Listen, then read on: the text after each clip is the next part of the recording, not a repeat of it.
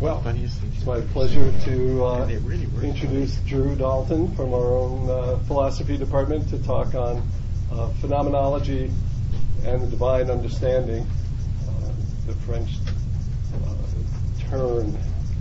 Theological turn. Yeah.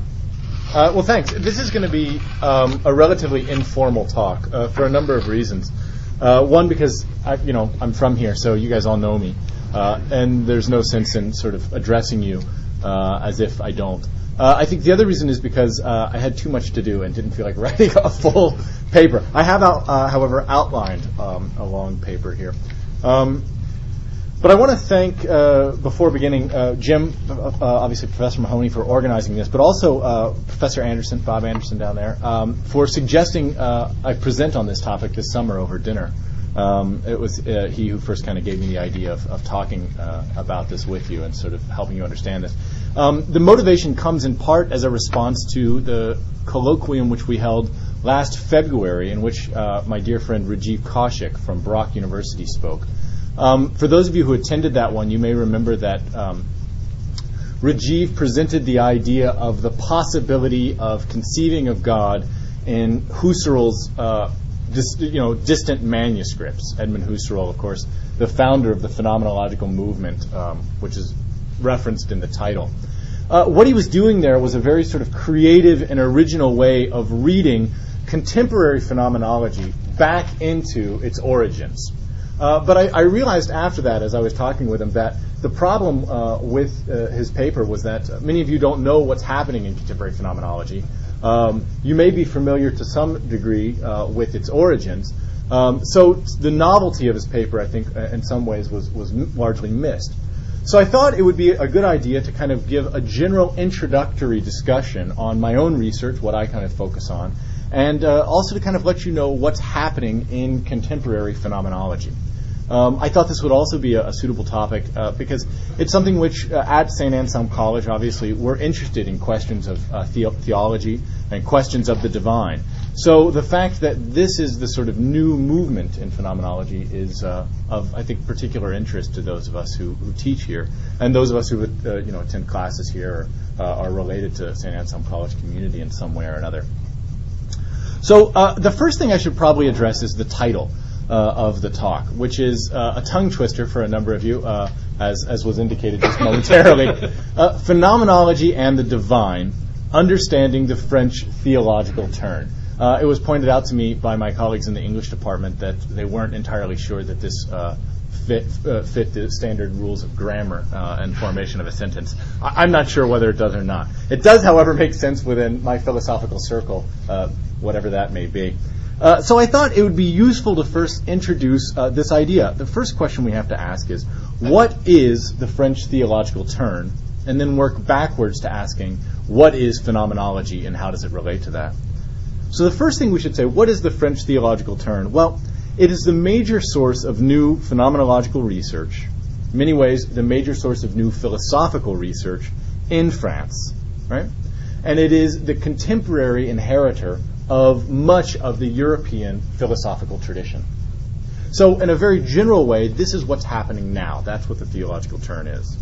Okay, but that doesn't really enlighten the concept too much. So let's talk about what specifically is novel about it.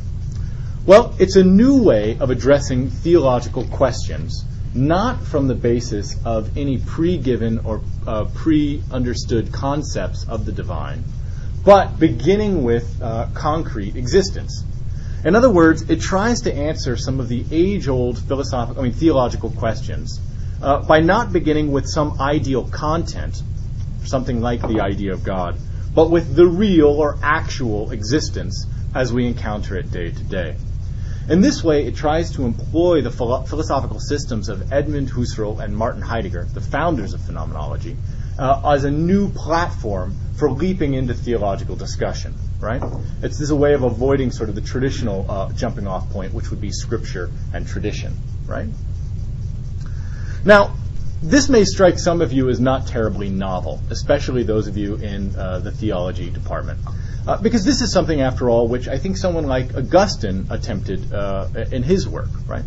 So, for example, in his essay on free will and grace, right, when Augustine goes about asking, well, how do we know that there is a God, and what do we mean when we say that there is such a God? He doesn't begin with Scripture, nor does he begin with some sort of abstract assertion to what the nature of God's existence would be. He says, let's begin with our own existence. Right? Let's start by examining what we are and who we are. And of course, you know, the beginning of the Confessions, which begins with the statement, our hearts are restless till they find their rest in thee. The idea being that we understand God on the basis of our own restlessness rather than on the basis of some abstract theological concept. In this regard, it's not new within philosophy, but it is new within contemporary thought. And it is novel, in a sense, after Augustine. But we could say that Augustine was avant la lettre, as we say in French, sort of before his time, a proto-phenomenologist of some sort.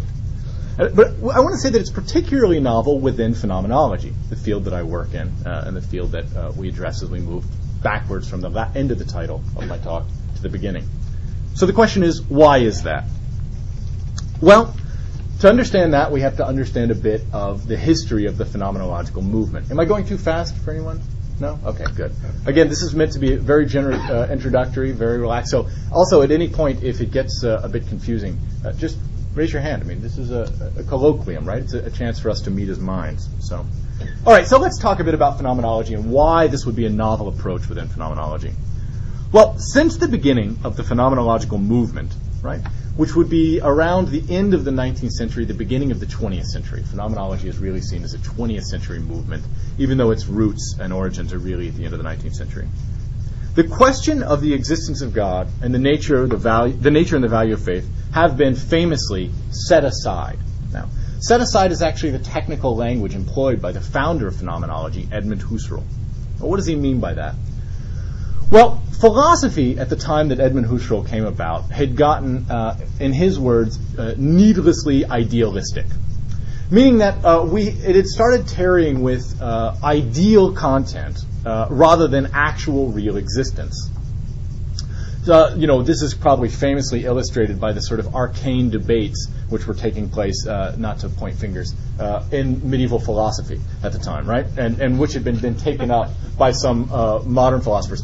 Questions like how many angels can dance on the head of a pin, these sorts of silly questions, right? We'll allow the medievalists to defend themselves later, if at all. Now, Edmund Husserl championed his philosophical movement with the battle cry, back to the things in themselves, back to reality, back to concrete existence. Well, in the progress of this movement, he then felt that, well, anything which doesn't fit into reality as we experience it, reality as it appears to us, must be temporarily set aside or bracketed. That doesn't mean we're not going to talk about these questions or that they're completely invalid. It just means until we've gotten back to the reality and understood this thing, we have to kind of set them aside, right? So he says, in a sense, the essence of doing real philosophy is setting aside traditionally metaphysical questions. Metaphysics, of course, was seen traditionally as first philosophy, the very most important thing, the basic thing. Husserl wanted to throw metaphysics out the window, right? So let's give an example. What's a classic metaphysical question when we talk about, for example, this table? The classic metaphysical question is, how do I know that the table is beyond my perception of the table? There's an assumption that there's a distinction between the table as it appears to me, which we could call the phenomenal table, and the table as it actually is, which we could call the noumenal table, to use the classic Kantian distinctions. Well, Husserl thought that this distinction was a bit arcane, abstract, and silly. Why presume, Husserl would ask, that there is such a thing as the real noumenal table beyond my phenomenal experience of the table? Isn't what I mean by the word isn't what I mean by existence simply that something appears to me? So let's toss this sort of metaphysical baggage out the window and let's replace our understanding of being with phenomena. Being is that which appears. Being in any way, right? Either visually, auditorily, for example, a song, right, in taste. Something is in as much as it appears to me. Right? In this way, Husserl redefined existence, being itself, with the phenomenal and not with the noumenal as it had been traditionally held in philosophy. But of course this presents a problem for people of faith. How so? Well, God doesn't ever appear as such. There is no discrete phenomena that we can point to and say, that is God. As a result, God, along with all the metaphysical baggage of the noumenal realm, gets, in a sense, thrown out the window. God can't be talked about within phenomenology. It has to be purely a subject of faith, Husserl says, which is beyond the realm of philosophical talk. And he means it in a kind of relegatory sense, right? When he says it's merely the subject of faith, this is his way of saying of nonsense, really, right? So does this make sense how by redefining being in this way, God all of a sudden becomes something which is not a being, right? So Husserl goes so far as, in doing this, right, as to even in his 1929 Sorbonne lectures, which were famously entitled Descartes' Meditations, and he organized them 6 lectures in a row, each lecture to deal with one of the famous 6 meditations of Descartes. When you got to the third meditation, which is famously, the meditation in which Descartes treats the existence of God, he didn't mention the word God once in this lecture. So it's quite interesting in the sense that he felt like he was really taking up Descartes' mantle of doing proper philosophy and not doing sort of this weird theology, starting with things themselves, how they exist, our own appearance of existence. But he drops God entirely from the picture. So this is how much the concept of God was set aside or bracketed in Husserl's philosophy. Okay? You'll remember that, just to kind of return briefly, Rajiv's paper that he presented last year was saying, well, wait a second, let's not go so quickly. Maybe there is room for God in Husserl's philosophy after all. So he was trying, in a sense, to find wiggle room for the theological within Husserl. So that was what was novel about his paper, for those of you who attended. Okay. Now, this critique of theology and this way of doing philosophy, which we're now calling phenomenology, right, dealing with the phenomena, the things in themselves, was taken up by Husserl's premier student, Martin Heidegger, right? So Heidegger, now, of course, there is some debate on how much Heidegger remains true to Husserl's distinctions, but let's for the moment assume that Heidegger is a phenomenologist in the sense that Husserl is talking about. But Heidegger goes even further than Husserl in his critique of theology, in his critique of the divine, in his critique of what we would call a philosophy of religion. Because not only does he think that the content of God should be set aside, right? He thinks that the very idea of God is ridiculous in the way in which we typically conceive of it. This comes across most clearly in his 1943 essay on Nietzsche and his 1957 essay entitled Identity and Difference. But probably the best way to explain it is to start with a very fundamental concept within Heidegger's philosophy. Heidegger says, okay, in the course of talking about what it means for something to be, what it means for something to exist, like the table, we have to make a distinction between what we mean by the word being. Right? He says typically the word being can be thought of in 2 ways. Right? This he calls ontological difference. Right? The first way is as something actually is, right? A thing which appears, a table, a boot, a person, etc. A hammer, whatever, what have you, a painting.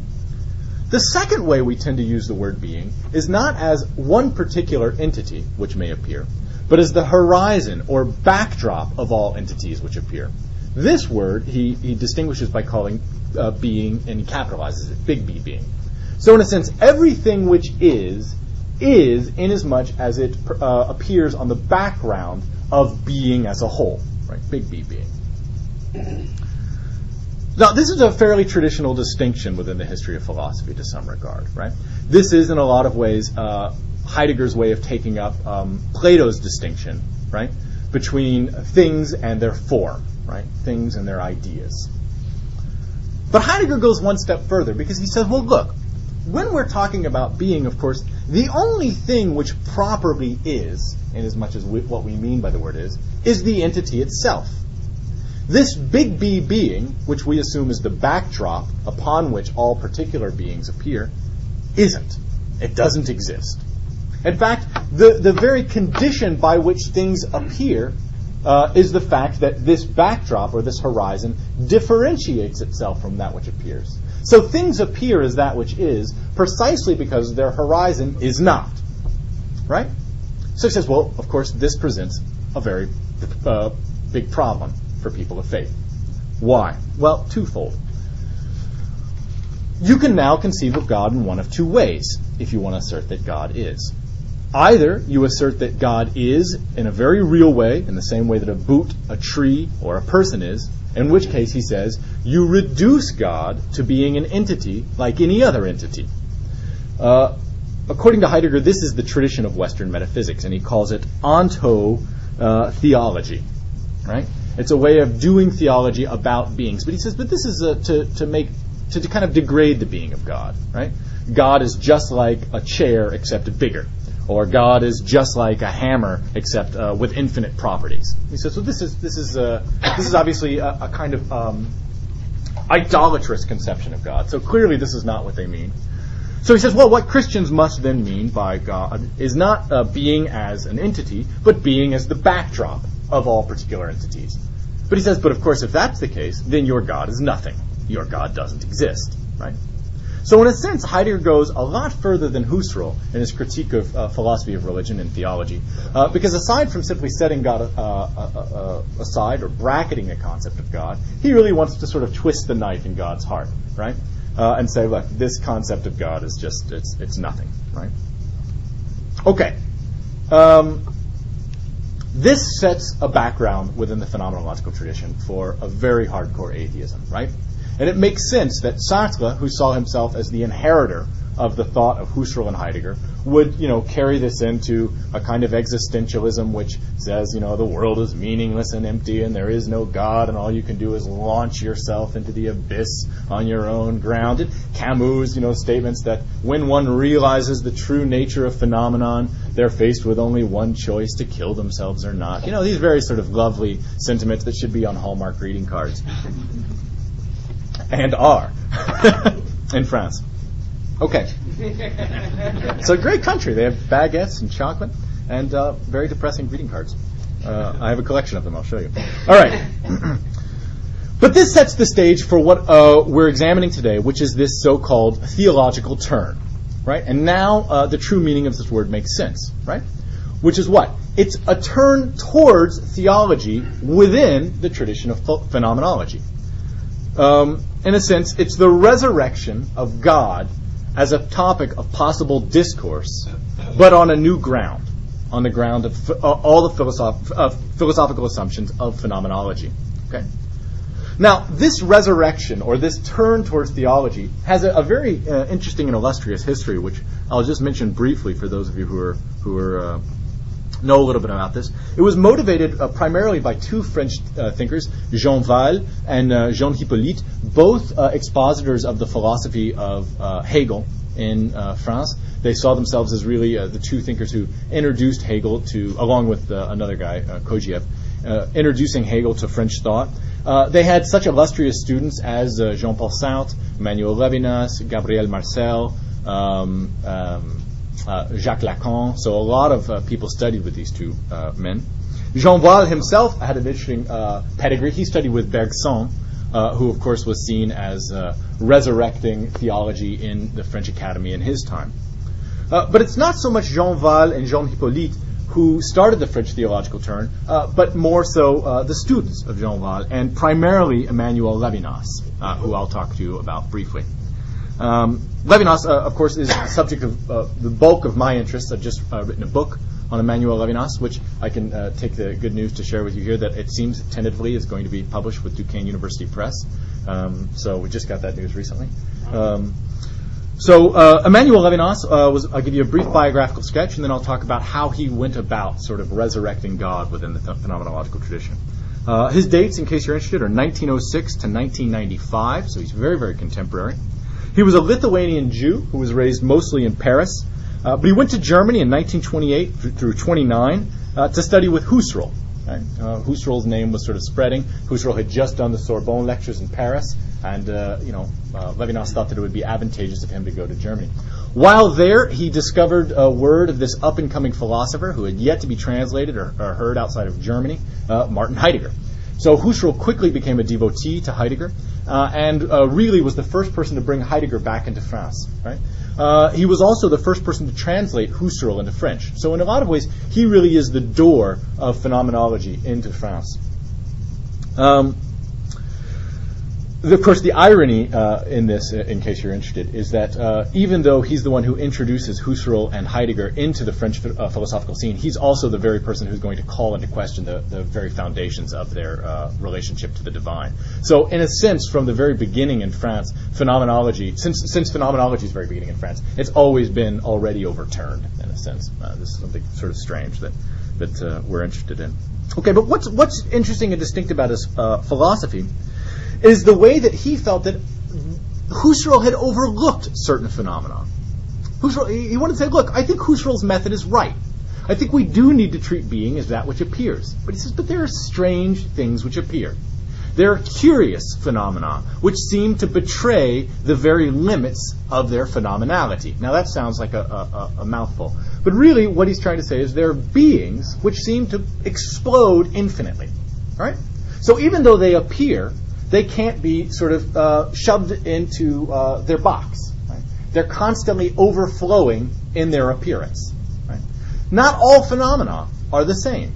Not all phenomena are like chairs or hammers. There are other kinds of phenomena. For example, and this is Levinas's famous phenomenon, the face of another human being.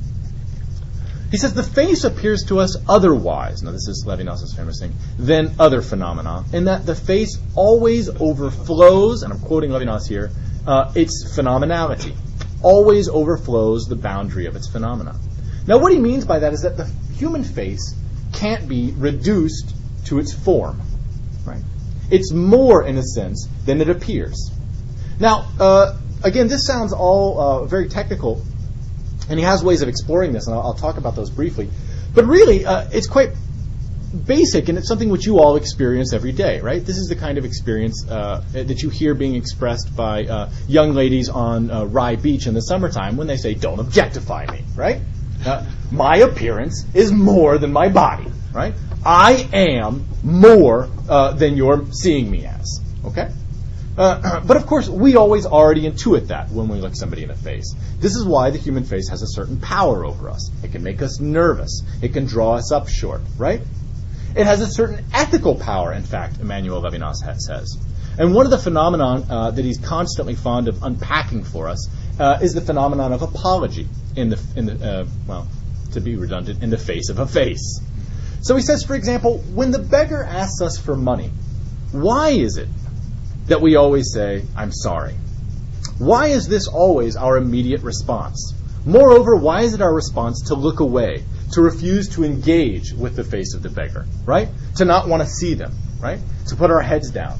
He says it seems that the face of the beggar, though a concrete phenomenon, has a power over us which can't be attributed to its sheer phenomenality, to the simple fact that it appears. This indicates, says Levinas, that the face of the other carries a power or a presence which overflows its finite presentation. In a sense, it carries what he says, re-invoking the language of Descartes, an idea of the infinite. It carries a kind of infinitude in it. Phenomena such as the face, phenomena such as ethical apologia, concern, he says, seems to reveal that even within the phenomenal realm, there is what he calls the trace of God, the trace of the divine, right? That the phenomenal realm, even though finite and fixed, is in a sense always, and this is again to quote Levinas, bleeding towards the infinite.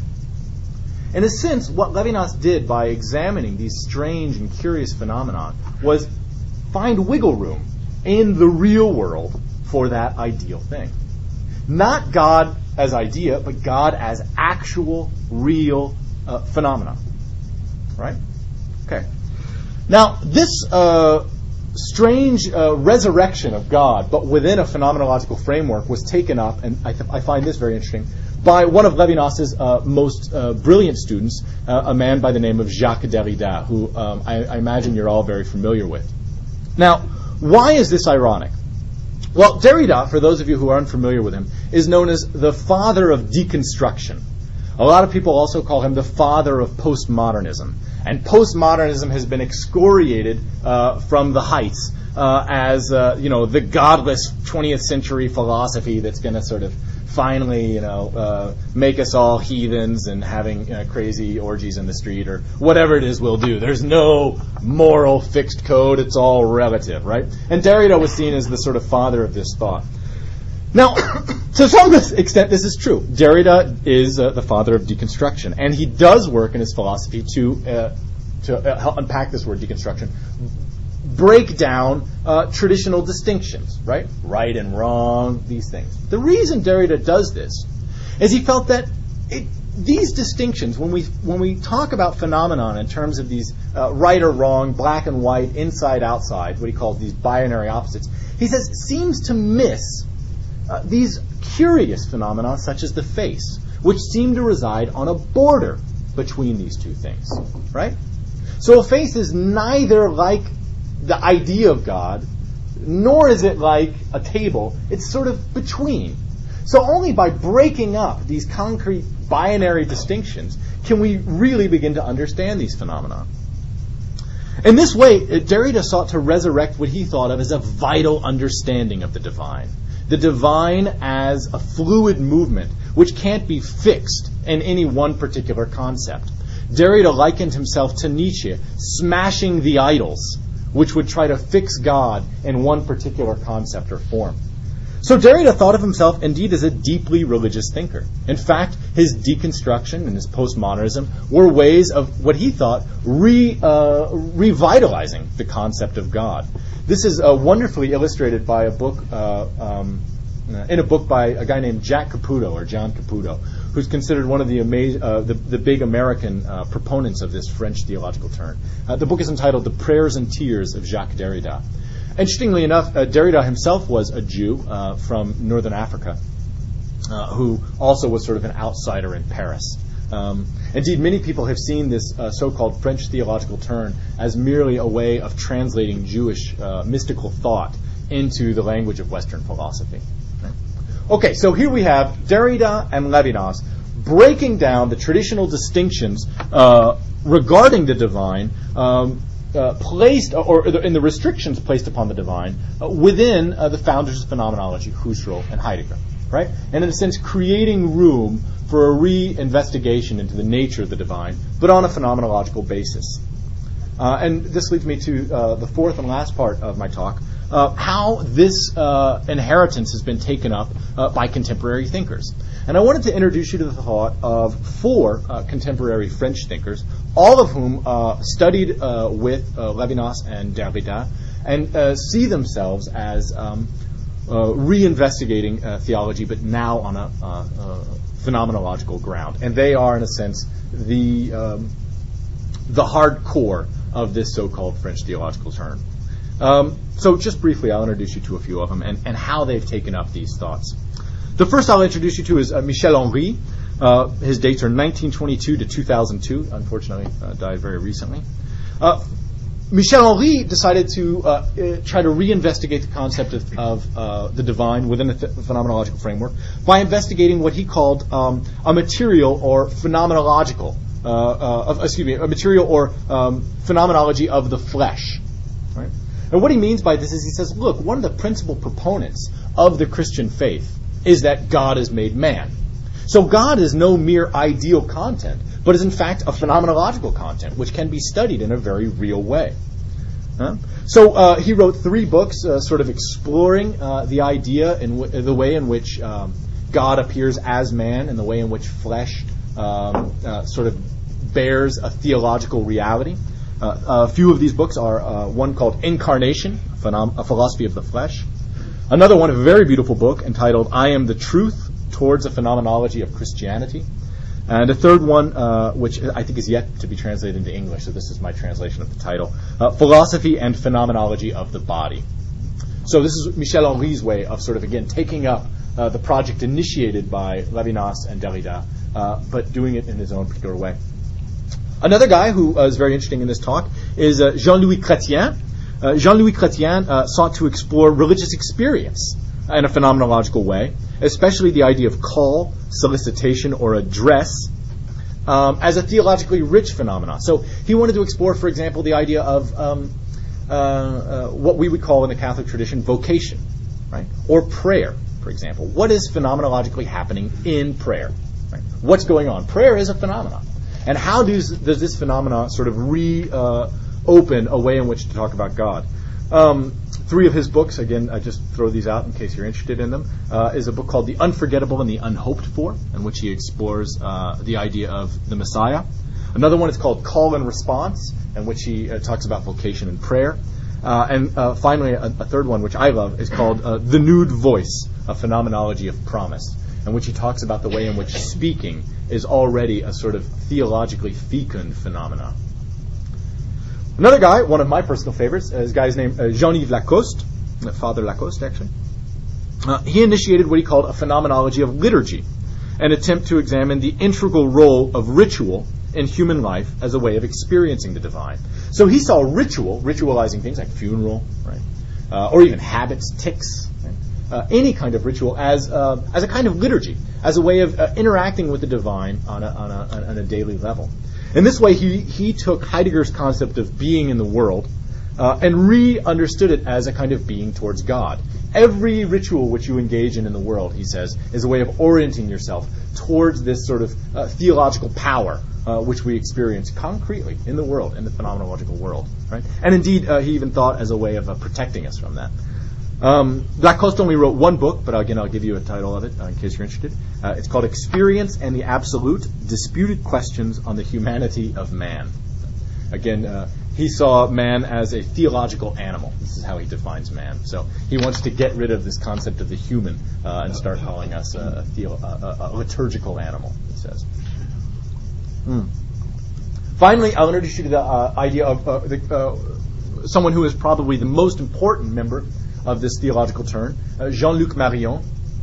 Jean-Luc Marion is still with us, fortunately. He was born in 1946. And more than any of his contemporaries, he is seen as the guy who has really made progress in finding room for the divine and for theologically fecund ideas within phenomenology. He does this primarily through 3 different ways, which I'll just address to you briefly. The first is by exploring what we called, again, these fecund or these rich phenomena, which he calls saturated phenomena. His 2 most saturated phenomena, the idea, again, being that there's more contained in the phenomena than seemingly can possibly be contained. It's sort of supersaturated, right? He uses, indeed, the scientific idea of supersaturation to talk about this. 3 examples of saturated phenomenon he likes to explore are the concept of the Eucharist, right? The concept of icons as opposed to idols, right? So an icon it's a picture, right? But it's more than a picture. It does other things than a picture. He says instead of absorbing the gaze of the viewer, like a photo does, where you're looking at it and you're caught up in it, he says it transports the gaze of the viewer into another realm, right? And that's why it's saturated. It contains more than it possibly could. Another one of these saturated phenomena is, of course, the face, and he really develops Levinas's concept of the face here. The second thing that Jean-Luc Marion does to really reinitiate this theological turn phenomenologically is to explore what we mean by being, what we mean by that which appears. And he does this by resurrecting the ancient German word for being. And I hope Brother Andrew will feel free to correct me if I'm wrong here. But, of course, Heidegger has already made overtures towards this, but es gibt sein, right? So, which in German means being given, right? Now, Heidegger talked about this briefly, to some length in his later philosophies. But he didn't see it as necessarily a theologically fecund idea. Marion really takes this up, and he says, look, everything which is given to us. So every appearance, every being which appears, can, in a sense, have some trace of the given, of the giver, therefore. And finally, and perhaps most extraordinarily, Marion took up the concept of being as the nothing that Heidegger developed and explored it in terms of understanding God as he who is not. And this is most famously developed in one of his books entitled God Without Being. Right? It's a very rich and wonderful book. And in a sense, what Marion is trying to do is draw upon the ancient mystical traditions of negative theology, right, to reinitiate a phenomenological concept of God as so we can't even attribute being to God, because even to do such a thing is to blaspheme him. So we have to talk about as he who is without being, right, or he who is beyond being. So again, taking up this negative theological tradition where you can't make any positive statements about the nature of God, but can only negate things. Right? I'll give you two other titles of books in case you're interested. One is called In Excess, Studies in Saturated Phenomena. Each chapter is a study in a different saturated phenomenon. And another one, Being Given, Toward a Phenomenology of Givenness. Right? So these are the major figures of the French theological turn. This is its sort of history. This is why it's important to phenomenology. But why is it important to theology or philosophy as a whole? So whether you're in the phenomenological tradition or not. Well, I think it's important in phenomenology because it provides an interesting way of responding to what is really the modern critique of theology and philosophy of religion, which is, oh, look, you're talking about nonsense. This stuff is sort of beyond your ability to talk about. It finds a way to talk about these things within a real, actual world, not just as ideal contents, but as real potencies, things which really occur, things which really appear in the world. So in a sense, it reinvigorates the philosophy of religion. So I think that's why it's important to philosophy. Why is it important for theology? Well, I think it provides new pathways to talking about theological content without sort of drifting into obscurism, being too abstract, or without simply having to ground every statement and say, well, that's just tradition. That's the way we've done it. You can actually start reinvigorating or rethinking how to prove God's existence, for example. Right? I think indeed the phenomenological turn provides rich ground for rethinking the traditional, the Catholic tradition of providing proofs for God's existence. Right? So I think this is what's interesting about this. I want to conclude by recommending you to some further reading if you're interested in this. The first is just serendipitous. I was at SPEC this past weekend, which is the Society for Phenomenology and Existential Philosophy. It's sort of our big yearly gathering of geekdom. If you're in, you know what Trekkie conferences are. This is very, very similar. People dress as their favorite phenomenologists and do role play. But Duquesne University in Pittsburgh has a yearly lecture series in phenomenology. It's called the Simon Silverman Lecture Series in Phenomenology. And this year, in fact, as you can see, their subject is phenomenology and the theological turn. So, they're following my lead, obviously. And in fact, Jean-Luc Marion will be coming from the Sorbonne to give a talk there. So this is something which you could see. He's a very, very good lecturer. And Richard Kearney from Boston College, those of you who know. Carney, thank you. It's that Irish thing. Will be responding to Marion's paper. Carney has taken up these things. The other book, for those of you who think this might be all just bunk, or for those of you who think that really this is a complete betrayal of what phenomenology really is, could look at this wonderful book by Dominique Jancourt, which is entitled Phenomenology and, notice it's in quotes, the Theological Turn. Dominique Jancourt was a big criticizer of the theological turn. He felt that it was not being true to Husserl and Heidegger's original insights. So wrote this essay on how it betrayed phenomenology. And in this edition, which can be got online, it's wonderful because it has Jancourt's essay, but then it has responses by the major figures within the theological turn, by Chrétien, Jean-François Cotin, Michel Henry, Jean-Luc Marion, and Paul Ricoeur. Who's also another member. So it's a very neat book, both a good way to introduce yourself to the thoughts if you just skip over Jancourt's essay, or to find some criticism for the thought. If you apologizing to beggars, my worry is I wouldn't want to talk about it because I'd have to go see how the Japanese respond, and then how some South Pacific Islanders respond to beggars, and how Africans, and pretty soon I'll probably find out that some stare each other down, and some I mean, how do you know that you got a phenomenon that you can do anything with, or you just do it yourself across Western responses to all you're talking about? It depends who you ask. There's two responses to that, of course. I mean, why don't I'll give what I would consider to be the more traditional response, and then I can give another response. I think the initial thing is, well, look, all philosophy is based on certain assumptions, right?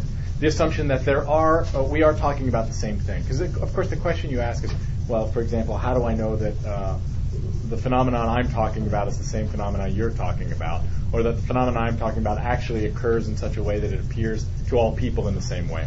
I mean, gosh, at that point when we ask that question, we're asking the exact same question, which is, how do I know that when I use a word, you understand by that word the same thing I do? And I take it that when you start asking those questions, though they're philosophically important questions, you break down fundamentally the ability to do what we call real philosophy in a sense. And the reason is because at some point it becomes impossible to know, right? And I think we're very familiar with the way in which that can kind of ultimately lead to a kind of sort of goofy skepticism where the only appropriate response I can have to your question is to either kick you or ask you to leave, right? Or any sort of nonsense I throw out. So I think the first thing is to say, well, there is some assumption that there is a universality to the phenomenal realm, that there is such a thing as the human, right? And that the human, though it may have different cultural iterations, is the same in all things, and that this is a basic human phenomenon. That would be the assumption. And the way to make sure that it is a basic human assumption as opposed to a cultural phenomenon is, of course, to look at the way in which it manifests in all cultures. So, for example, the shame we feel, or the response that we have to a beggar, period. That's Levinas's point. Now, he says, look, it may manifest as shame here. That may be a cultural response. That's true. But the very fact that we can't close ourselves off to the beggar's call, that we feel that we must make a response, right? Whether that response be staring them down, cuffing them in the ears, as it may be in the case of BA, or I don't know, or in my case, crawling up into a corner at home and crying in the fetal position because you know that there's nothing you can do to appease their suffering. Okay, we all have our hang-ups, but so those are maybe three different cultural iterations. But the fact remains that when we're confronted with the need of another human being, we must respond. We must make a response. Now, Levinas says this proves that there's a fundamental, now listen to his play on words here, responsibility to the other. Now, that responsibility itself is what he's interested in. What he says is that bears a significance that it shows that we as human beings are not kind of closed off monads without windows, but are fundamentally open to another. But moreover than just open, it shows that the other, in this case the beggar, has a kind of priority over me, can reorient my actions, such that though before I was sort of walking about the street concerned with my own issues, all of a sudden when confronted by the other, I have to make a response. Even if that response is to sort of, slap them on the head and say, get a real job, or you're a lazy, unproducing member of society. The very fact that I have to make a response, or even if I choose to ignore, right, I'm choosing to ignore, it's a form of response, shows that the other has a way of redirecting me. In a sense, it has more possession over my being and what I'm doing than I do. So there's an assumption that this is a universal phenomenon, that though it may take different cultural iterations, it's a universal phenomenon. So that's one way of responding to your question. It's the way I would respond. I do believe there is such a thing called the human. I do think we share certain common traits. An example I could give, and this may be why I didn't get this job, as a matter of fact. I interviewed at Emory last year, and somebody said, well, how do you know that we all experience something? Because I wrote my dissertation on longing. How do you know we all experience something called human longing? What would you say if I said to you, I've never experienced something called human longing?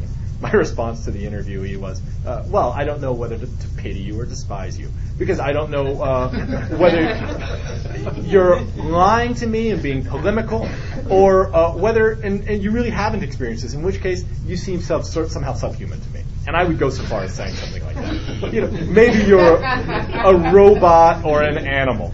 And no offense to you, Bob, but I think certain analytical philosophers do fall within that category. Okay, so that's one possible response. I do think that there is a basic human phenomenon. Another possible response made by many of the so-called postmodern thinkers is to say, well, look, these sorts of assumptions about universal phenomenon necessarily bear a kind of power movement, a power discourse, right, as we talked about in the Foucault's thing. I'm exercising my particular Western understanding of what a human is on other people. And as indicated, when you don't fit that, I think you're either an animal or you're lying, right? And they go, well, that's clear that you're just a sort of power discourse. And so to do proper phenomenology, it would always have to be what you would be calling sociology, a cultural iteration, right? You're just sort of, or anthropology maybe. You're just exploring this cultural response. And so